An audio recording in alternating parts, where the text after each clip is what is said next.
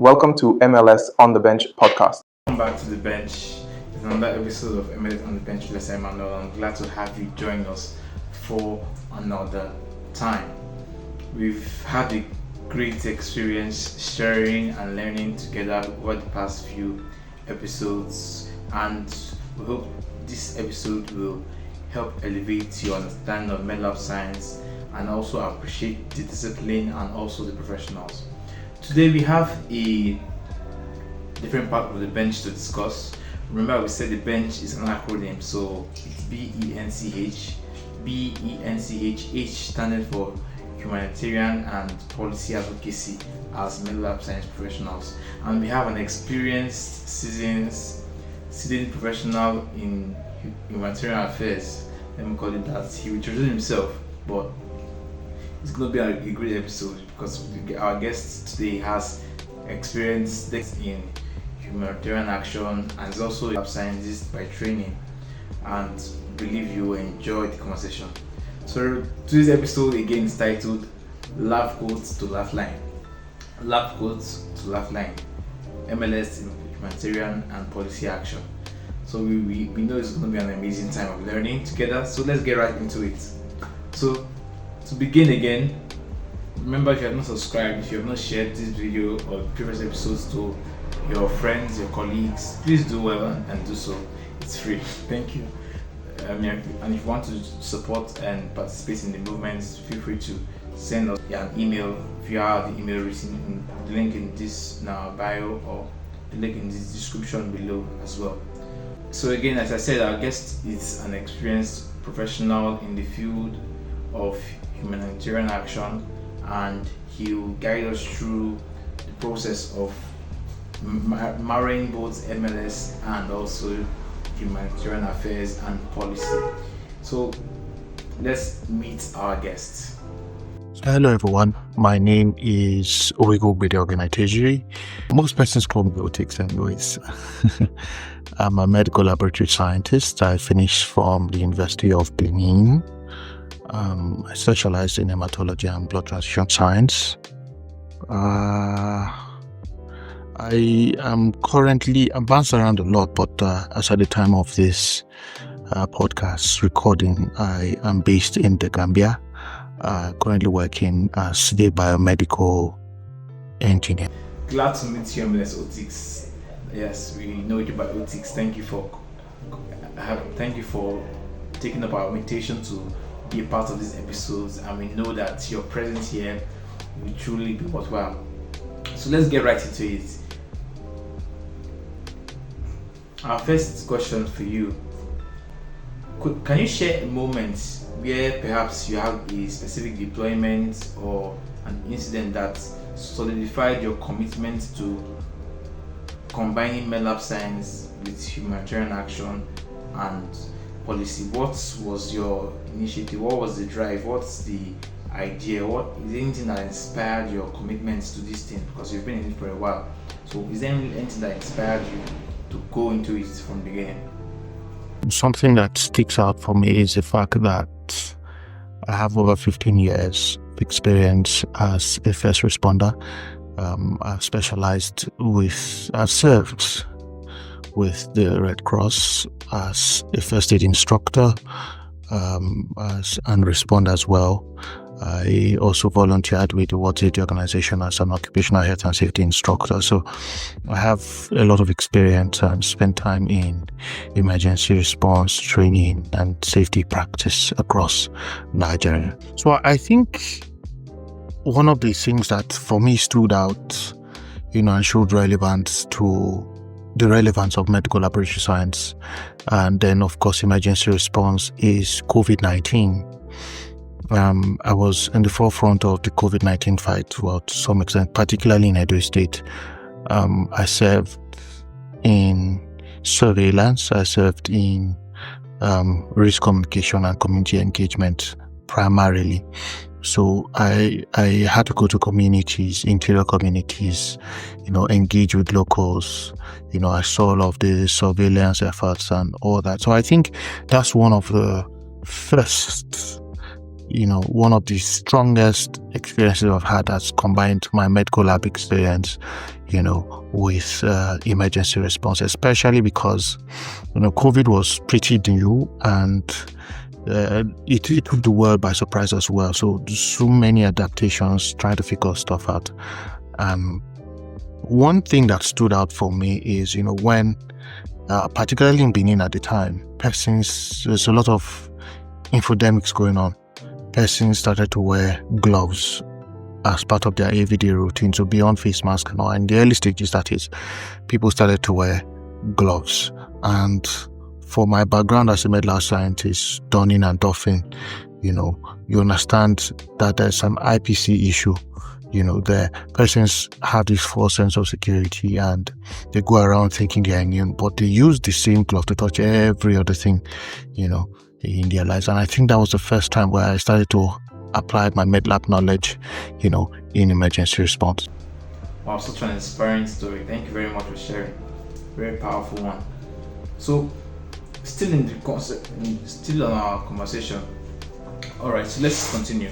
You said you, as a trained professional, when you arrive at a mass casualty event or major outbreak, like when we had Ebola and the rest, or a major flood crisis that usually happens in some southern part of the state or of the nation, what is the single non-negotiable diagnostic principle or piece that, as an MLS, you need to secure, like before you collect a sample or something, and what does failure compromise, and what failure, if you fail on this particular, if you don't do that particular thing, that compromises the response. Okay, so as med lab scientists, we are also in case of a mass outbreak or casualty events like Ebola or Lassa fever that happens.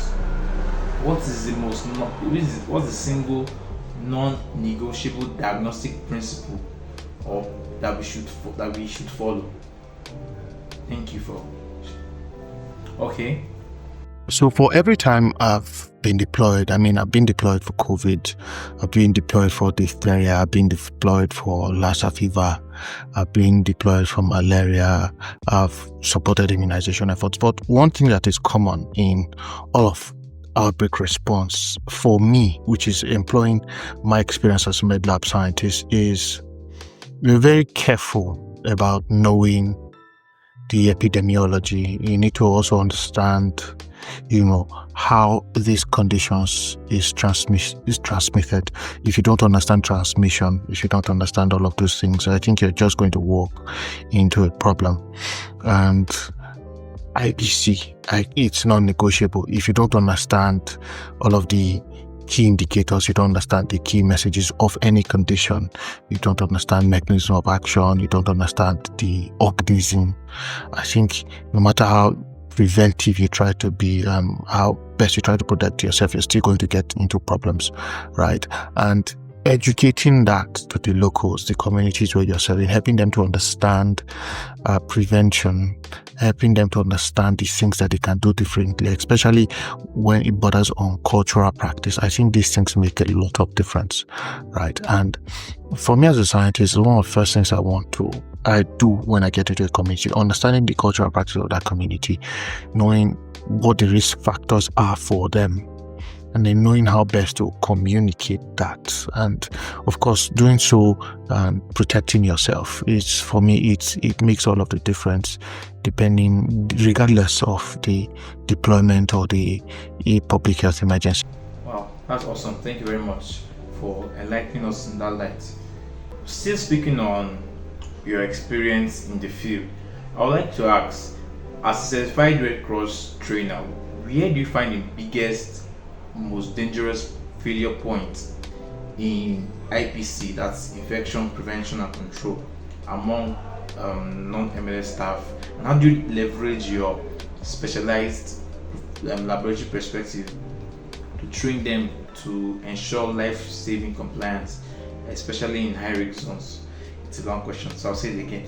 As a certified Red Cross trainer, where do you find the biggest, most challenging part of failure or point of failure in terms of IPC, that's infection prevention and control, among the non-MLS staff and maybe even among the MLS colleagues? And what's your perspective in training and ensuring compliance to IPCs in such high risk situations? So IPC gaps, if we need to talk about IPC gaps, I think IPC for me, it needs to be introduced into primary and secondary school curriculum. We don't talk enough about things as simple as hand washing, right? These are things that a lot of people take for granted. For a lot of public health emergencies, if people know where their hands are being, if people can just manage their hands better, I think a lot of IPC, a lot of public health problems will be significantly reduced. People take a lot of things for granted. As simple as hand washing is, not a lot of people even know how well to wash their hands. There are certain instances where you compulsorily must use soap and water to wash your hand. In some instances, maybe just water may, suffice, depending on the level of risk and exposure. But understanding how best to wash your hand, at least 20 seconds under running water. Some persons don't even understand the importance of running water, right? And then I think we need to get to a point, of course, depending on risk again, where we begin to introduce non-contact taps, right? Because the idea behind opening and closing of those taps are a bit of an issue as well, right, in IPC. So these are concerns, that I think exist in our local settings, and I think these are things that if people understand better, it can help their preparedness and their proactive measures. Awesome. Wow, that's actually very powerful. Thank you for such a breakdown and practical way to do that. So still again, I'm going to continue on the balance of the bench, as it were. We understand the work can be relentless, and sometimes you're on the field doing a lot of stuff, trying to delegate this, run around this. So how do you get to manage your mental health as well and professional burnout when you want to and you still get to deliver critical diagnostics despite the volume and the environmental pressures of the field work and the rest? How do you get to balance that? You on the field, how do you get to keep yourself in check regardless? So talking about the human cost, a concern for me, particularly in Nigeria and Africa, mental health and psychosocial support is still an emerging conversation. I think that we are not doing enough in protecting the mental health of persons who are working in practice. For example, workload, work schedule. These things take a toll, so people are physically exhausted. And with the physical exhaustion, sometimes, depending on the settings you're working, you get to interface with persons who are suffering, whether it's for phlebotomy and sample collection, or it's in blood banking, and those sort of situations, or it's in patient education. You get to see and interface with these people, oftentimes on an emotional level, right? You get to see the issues they are dealing with, even in counseling. And sometimes these things can be overwhelming. Not much effort is made to help rejuvenate the mental health of the medical scientist who's working. Some persons are dealing with their own personal stuff, right? And then they have to counsel these patients. And, for every good you do, sometimes it chips off on you, it registers on you. You have to find a way to process that emotion, whether it's persons who are dealing with patients who are terminal, maybe in the case of cancer, or neonates that need transfusion, maybe exchange blood transfusions, or those sort of things. And sometimes even up to mortality. Imagine instance, I can talk about when I was still doing internship in University of Benin Teaching Hospital, and you see neonatal trauma patients that need transfusions, and you spend all of your time maybe preparing blood products for such patients, and at the end of the day you tell you that the patient didn't make it. These things have their implication, and they have a way of chipping at your mental health as a practitioner. And in my own line of work, while I do emergency response, you go to public health emergencies, sometimes even natural disasters and all. You see people who have lost loved ones, maybe due to flooding or armed situations. These things have a way of affecting you. When you look at how much damage has been done, it's something that you definitely need some kind of help. Thank you for that. That's inspiration. That's actually a very good way to balance up on the bench and maintain your health. So we're going to move on to a different part of questioning. So I would like to ask you worked in the field of as a trainer and as a humanitarian. You generated data in your field work. Mention an example where this data that has been generated from you guys has translated to real-time diagnostic surveillance. Say it again. Has there been an experience where because of the data generated on the field, you and your organization were able to drive impact to a particular location in terms of funding, supplies, and the rest? Okay, so talking about data, the role of data in public health. You see, data is everything. Data tells you where to work, how to plan. If you take your mind back to COVID again, you've noticed that the NCDC, via Twitter and all of its social media, kept releasing daily updates on the testing efforts. Now, to put this into perspective, samples are collected, in their numbers and sent to labs for testing. These labs have to have effective data management systems to be able to track their testing, negatives, positives, demography. Where are these samples from? Are these samples male? Are these samples female samples? All of those details, because at the end of the day, you need to know prevalence of a condition, right? Where is it most prevalent? Who does it affect more? Is it a certain age bracket? Because for every data that you get, there's a story behind it, right? It could be because there's a cultural practice prevalent in this area that makes them more susceptible to exposure, right?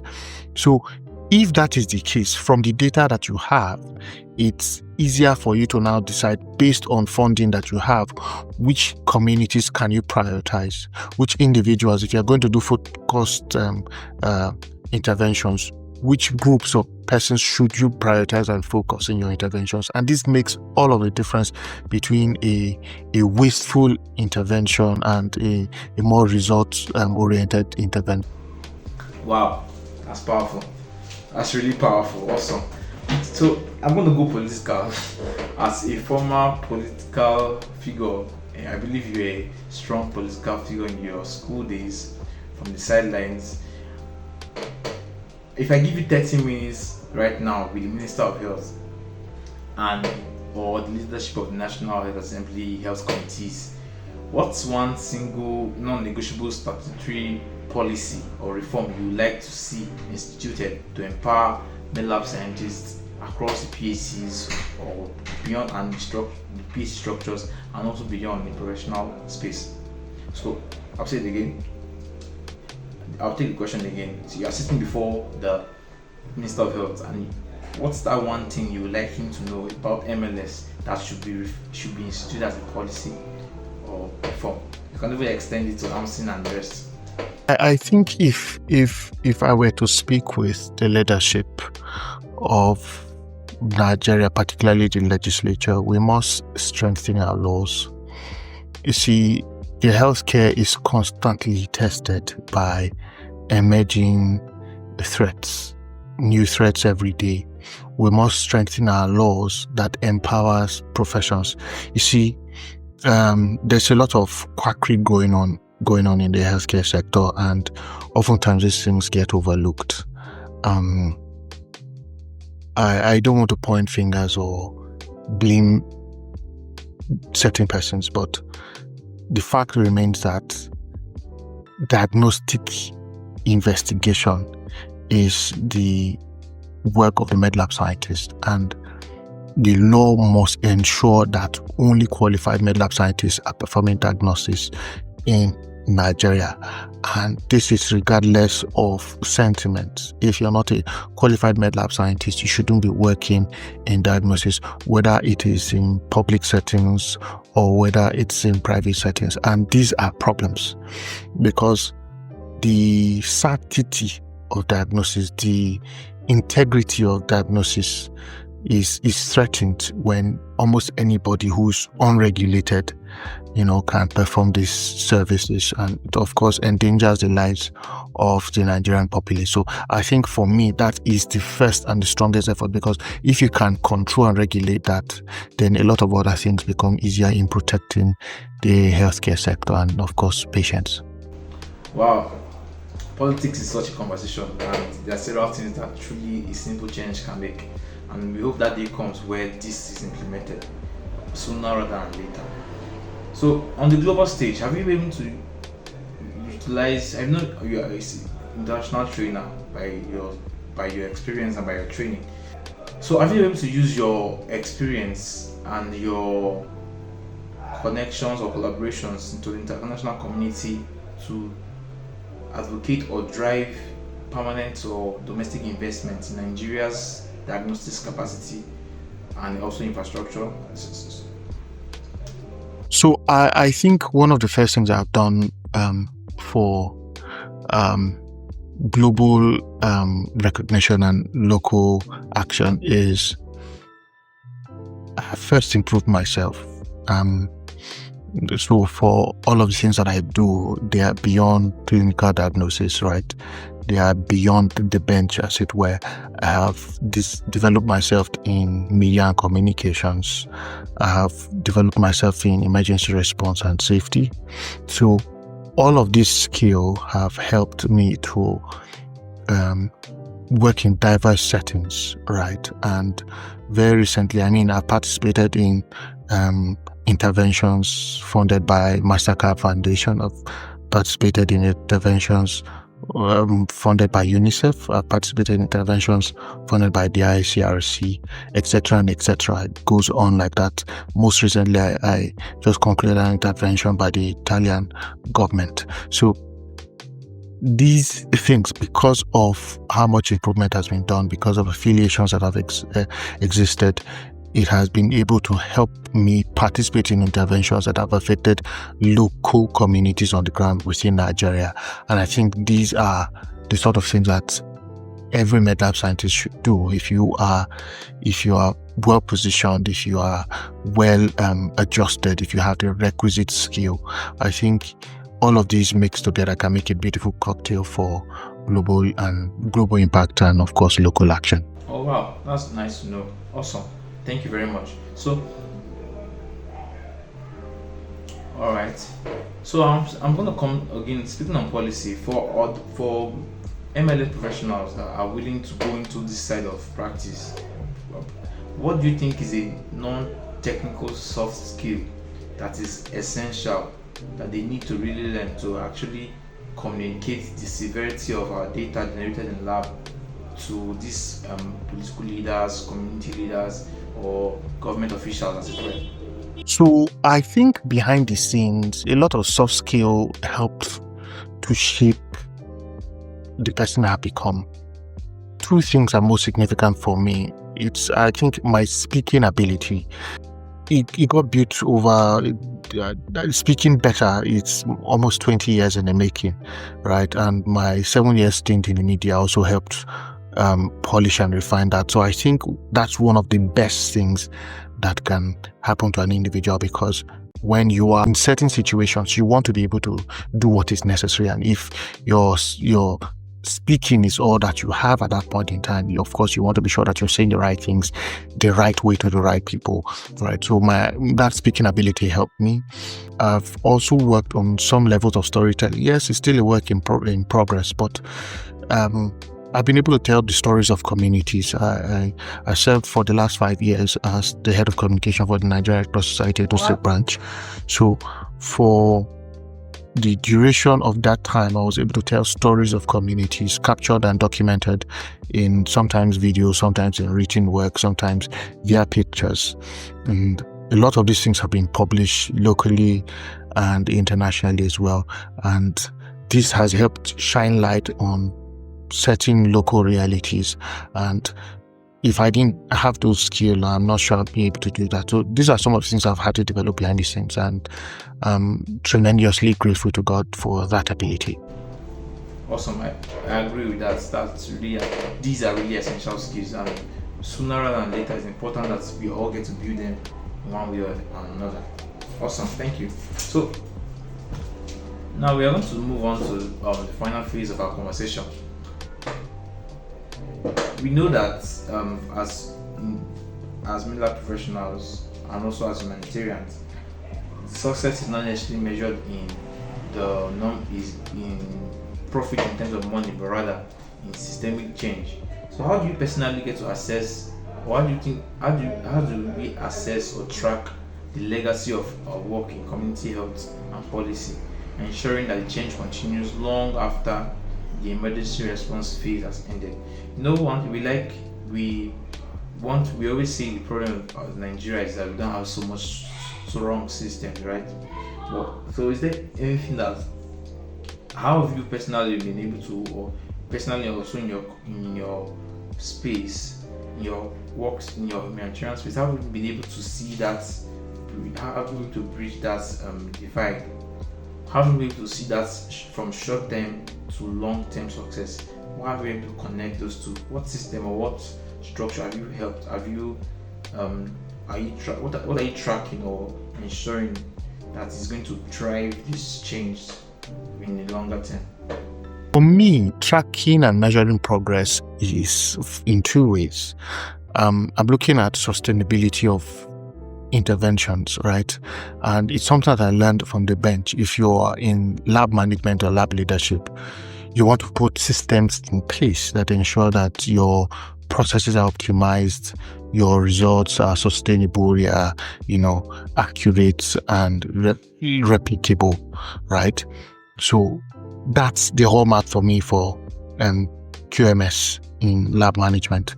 You want to be sure that your processes are precise and accurate every time, and of course turnaround time is significantly reduced, so that's good. But if you want to apply that into humanitarian interventions, sustainability is a word, right? It's not enough to go to community or persons who are affected by crises and provide some aid. What happens when you leave? How do those people pick the pieces of their life? How do we continue after that aid that you have provided? So that's one of the first things for me in measuring success. Then a second thing about measuring success for me is similar to also lab practice. If you have this skill now, you have that skill now. What happens when you retire, when you leave service? There are persons who have learned from you. There are persons who you have mentored, that can take over, after you have left the scene. So if you have those two things in place, I think you are making success, or you're succeeding at work. And I think they are essentially very complementary to each other. Wow, that's really a rich one. Thank you very much. But I would still like to ask, for MLS professionals currently feeling their work is behind the scenes and they really want to step out in policy and humanitarian efforts, what do you think is the most realistic step they can actually take this month or this new year that's coming? What's that practical most realistic step they can take to actually drive change in terms of policy, in terms of humanitarian support, and as a medical professional? So for medlab scientists who feel their work is unseen, I think one of the first things that can help adjust that thinking and help deal with this situation is understand your role as a med lab scientist. Now, med lab scientists work in diverse settings. Understand your role first as a med lab scientist, then understand the setting you are working in, right? Because the setting you're working in determines, what allowances you have, right? What room for improvement and adjustments that you are. I don't think there's a setting you would work in as a med lab scientist where you're going to be in charge of patient management and the wards, right? It's not your role, it's not your place. So if you're feeling underutilized just because you are not doing patient management and all that, then I don't think anyone can help you with that, right? Your role as a med lab scientist most of the time and primarily is diagnosis. So you only have a problem when you are not allowed to do your core function of diagnosis, right? So that's the first thing. Testing and diagnosis is essentially yours. So what you can do if that is not allowed is to do advocacy. Advocacy will never end and it will always be very important. Do advocacy at all tiers of management. But for your advocacy to work, you have to know your onions. You have to be good on the bench. You have to be good at your job. Otherwise, you're just going to be making a mockery of yourself and the profession. So I think that's a good place to start today. Know your onions, learn the work, learn the practice, and then begin advocacy. Wow, that's really a good one. Thank you, sir. So I would like to ask your final word. So finally, the single most important thing I think every med lab scientist should know as they navigate the profession and life is know your onions. I cannot say that enough. You must know your onions, know the profession, know yourself. And then if you can merge all three together, I think you're going to be exceptional. Wow, that was really a rich time of conversation. Thank you very much, MLS OTICS, for sharing. We are glad to have you on today's episode and we wish you well in your endeavors. As a crosser myself, my NYC was spent as a Red Cross member, and it was really an amazing time. We did community impact, we did outreaches, we did stuff, and it was great. So I really appreciate your time joining us today, and I hope that this will drive further a passion in young labs and in colleagues all over the nation to actually see the impact they are making in terms of data generation and others, and also their ability to also contribute to humanitarian efforts. Thank you for joining in today's episode. We are glad that you listened in. Do also please share with someone, a fellow colleague. We appreciate your likes, we appreciate your comments. It's been a good time of talking together. See you on the next episode. Thank you.